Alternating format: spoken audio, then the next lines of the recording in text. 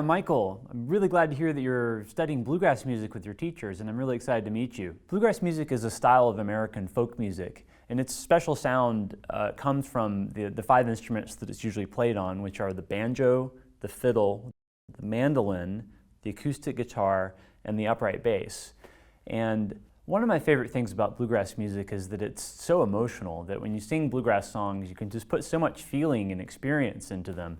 It can be very mournful, it can be very joyful, but it's sort of intense. I am a poor wayfaring stranger, traveling through this world below. Other things that make bluegrass music unique is that the instrumentalists, they take solos, they improvise, they call them breaks. And so in between the verses of the singing, the instrumentalists get to show off a little bit.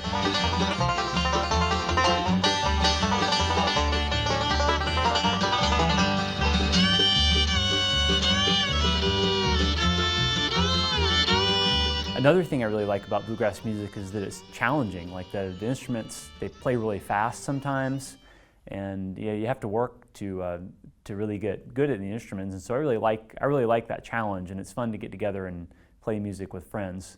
Another thing I love about bluegrass music is how old some of the songs are. These are songs that just get passed down from generation to generation. Some of them are hundreds of years old. I like that connection to a very long and old history of music, and I think of people maybe 200 years ago singing the same song.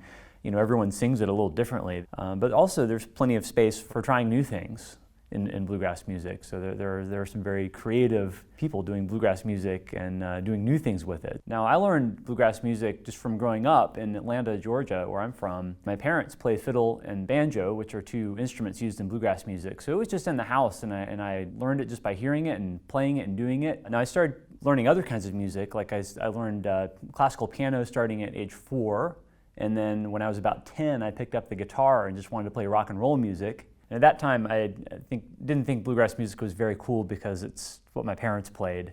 And then I later also got into jazz music and studied that in college. But eventually I came back to bluegrass, and that's now the main thing I do. I just realized that I love it, it's part of me. So after I finished college, I moved to New York City because I wanted to be somewhere where I was going to be exposed to many different kinds of music and also art and just creativity of all sorts. And I was pleasantly surprised to find that there actually is a lot of bluegrass music here, because bluegrass music actually comes from the southeast, from Appalachia, which is the mountain regions in eastern Kentucky and Virginia, North Carolina, and Tennessee, North Georgia, where I'm from. So it's the music that's from a very rural place, but it's now migrated everywhere. You can go anywhere in the world and you might find people who know something about bluegrass music, and we certainly have a lot of bluegrass music in New York City.